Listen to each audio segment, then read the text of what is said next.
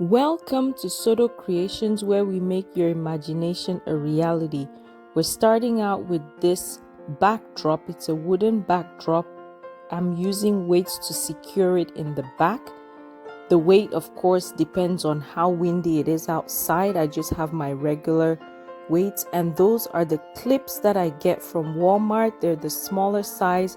I have the jumbo size for my circular backdrop, but this I use for these flat panels so that they fit right and they're secure. Now I'm tying all my 260Q balloons to those clips. I'm going to use that to attach my balloon to this white backdrop.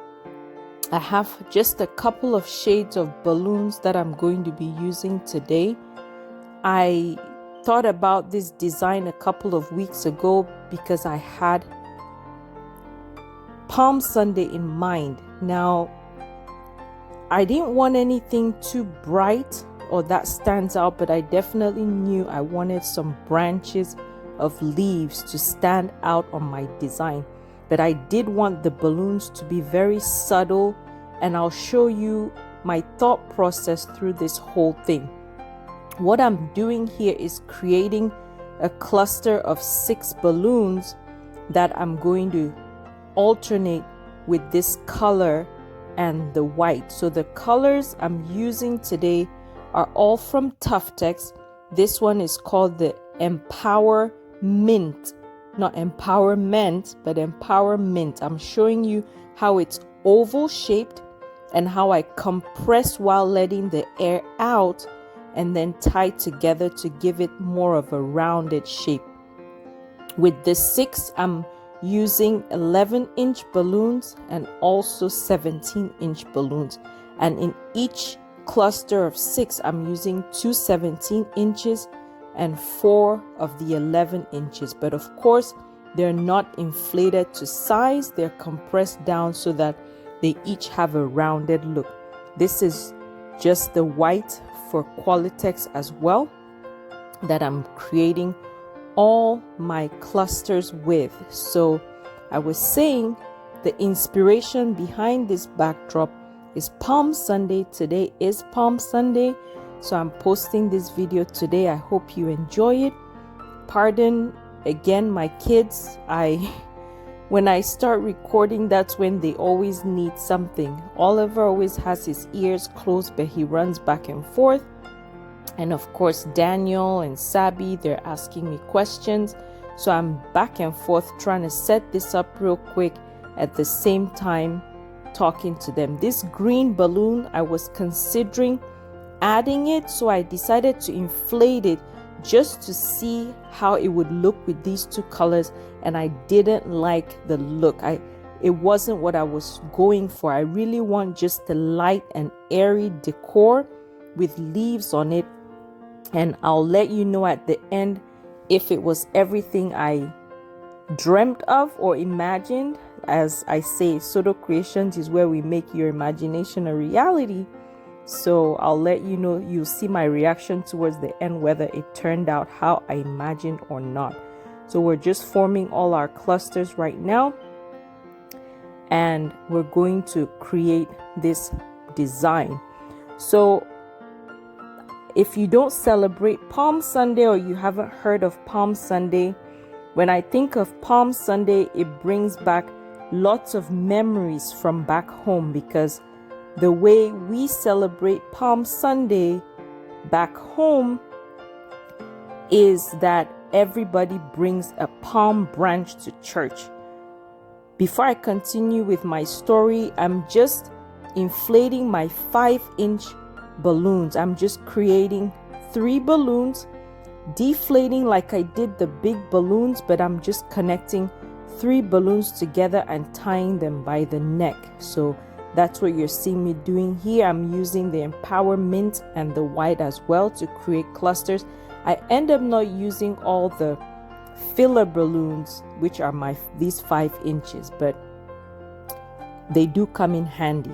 So back home, everybody in church, I grew up in a Presbyterian church, and you would bring a palm branch to church on Palm Sunday. You were the only one left out if you did not bring a palm branch. Now, people had all sizes of palm branches. Some people would braid theirs ahead of time and make a fan out of the branch, and some people would just have it with all the leaves flaring out, and some people were so creative. But the reason they brought it, because throughout the service there would be periods where they would sing a song, Hosanna, Hosanna in the highest, and that was the way to wave that palm branch, how they waved it in the Bible to welcome God. Now I have this scripture that ties that into play, but I'll continue my story. Let's move on with the tutorial. So I'm showing you how I connect the neck. See how it stretches through? You just want to grab one of the necks of the balloons from the cluster and grab the other neck, and then you tie them together. It takes a little bit of handwork pulling them and trying to get that second knot in place, but you just have to pull it and find the stretchiest one. A lot of times it's your 12 inches that are stretchier than your 17 inches. So I'm alternating the colors here, and then I'll use my 260 Qs to attach them to that backdrop. So back to my story. So the scripture I found was in John 12:12-13. It says, the next day a large crowd that had come to the feast heard that Jesus was coming to Jerusalem. So they took branches of palm trees and went out to meet him, crying out, Hosanna! Blessed is the one who comes in the name of the Lord, even the King of Israel. So that's where the whole practice comes in, is just waving those palm branches and singing Hosanna. Thank you for listening to my story, but I thought I would share with you so you know a little bit more about me, a little bit more about my background. So now we're back to this tutorial. You can see this balloon garland is considered my base. I'm inflating filler balloons, not quite filler, but filler clusters. So I only have 4 balloons that I just attached, and you see the top of the garland is a little heavier than the bottom, but you see how I fill that in.